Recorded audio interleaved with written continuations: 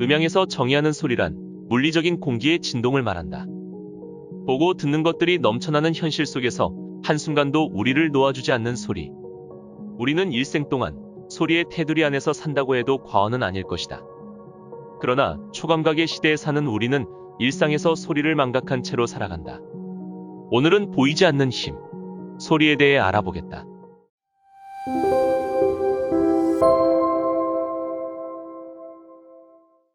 소리는 눈에 보이지 않아서 그 존재감을 모르고 살아가게 된다.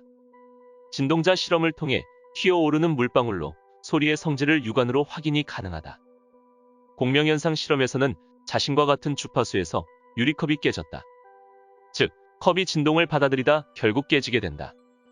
여기서 소리는 눈으로 보는 세계가 전부가 아님을 말해준다. 한국지질자원연구소에서는 지진계를 이용해서 인간이 들을 수 없는 저주파를 감지하고 지구의 소리에 귀 기울이고 있다. 지진은 1Hz 내외에서 인간이 들을 수 없는 영역의 신호를 보내고 있으며 0.028에서 10Hz 사이 지구 내부의 소리에 귀 기울이면 자연재해를 사전에 예고하는 지구의 목소리를 들을 수 있는 셈이다. 여기서 지구는 우리의 고정관념처럼 딱딱한 고체가 아니라 살아있는 생명체임을 알 수 있다. 한스 제니 박사는 우주 만물의 기원은 소리로부터라고 주장했다. 진동에 따라 모래의 형상이 크게 달라지는 실험으로 소리는 각기 다른 스펙트럼을 갖는다는 것을 밝혀냈다. 소리로 세상을 해석하는 새로운 관점은 주파수가 형태를 규정할 수 있다는 것이다.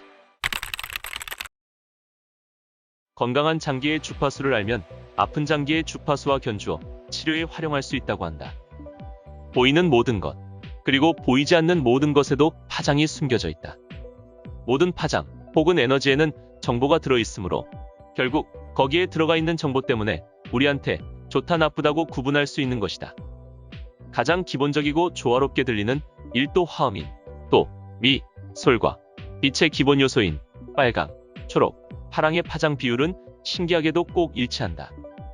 그렇다면 눈에 보이지 않는 무형의 소리가 어떻게 치유의 힘을 발휘하는 것일까?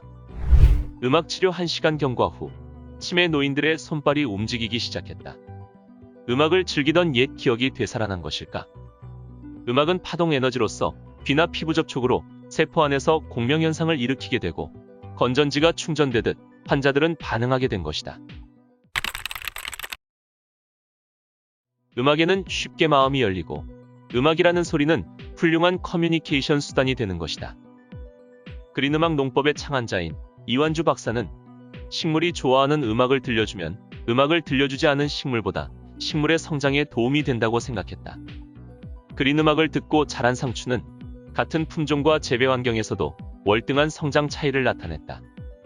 물소리와 같은 자연의 소리가 섞인 단순한 음악을 들으면 해충은 힘이 빠지게 되고 작물은 맛과 향이 높아지고 성장 속도도 빨라졌다. 소리가 세포벽을 흔들고 세포질로 연결되어 활동을 증가하는 것.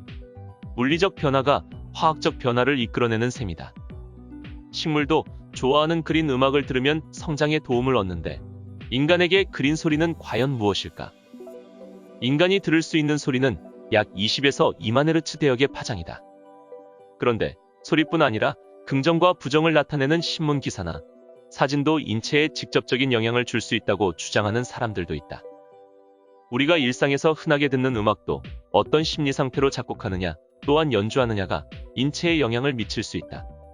스트레스가 쌓이면 자연으로 돌아가고자 하는 현상이나 자연의 소리가 편안하게 느껴지는 이유도 결국 지구의 일부, 즉 자연의 일부인 인간의 필연적인 욕구인 셈이다. 소음을 잡기 위한 전략과 전술학회가 있을 만큼 현대의 소음은 공해의 차원이다. 소리는 소음이라는 우리들의 선입견을 한순간 무너뜨리는 실험을 살펴보자. 50데시벨의 교통소음에 실험자를 노출시키고 도로교통 영상과 폭포수 영상을 각각 보여준 비교 실험에서 폭포수 영상은 5데시벨의 감소를 보였다. 즉, 소음을 적게 느끼는 분위기를 조성함으로써 소음을 줄일 수 있다는 것이다. 결국 소리는 크기가 아니라 주관적 경험이 중요하며 소리에 대한 인식은 완전히 주관적일 수밖에 없다는 것이다. 주식회사 하모니 칼라 시스템의 김기로 이사는 소리와 빛깔의 관계에 관한 연구를 이어가고 있다. 소리와 빛은 둘 다 파장을 가지고 있다는 전제 조건에서 이 세상 모든 소리가 그에 대응하는 색깔로 나타나게 된다. 소리가 공진하는 것이나 색깔이 공진하는 것이나 또는 동양사상에서 이 사람과 저 사람이 궁합이 맞다, 안 맞다라고 말하는 것처럼 우리도 음과 색과 색의 관계를 상생이냐 상극이냐 이렇게 구분한다. 동양 철학에서 말하는 상극과 상생의 원리들이 화성학에서는 협하냐 불협이냐 하는 개념으로 볼 수 있다. 자연의 소리를 본떠 만들어진 가야금 소리는 명도와 채도 모두 높은 음색을 띈다.